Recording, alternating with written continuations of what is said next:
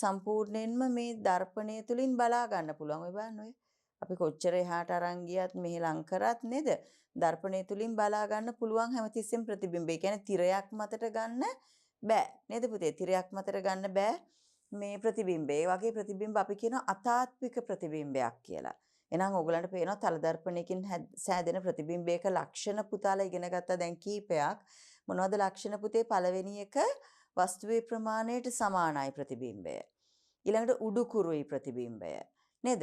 ඊළඟට අපි කිව්වා තිරයකට ගන්න බෑ. ඒ කියන්නේ අතාත්වික ප්‍රතිබිම්බයක් තමයි දර්පණය තුලින් පුතාලට බලා ගන්න පුළුවන් වෙන්නේ. පැහැදිලි නේද? එහෙනම් ඔන්න දැන් තේරෙනව නේද?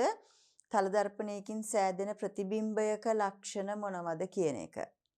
හරි පුතාලා. ඔයගොල්ලෝ නිරීක්ෂණය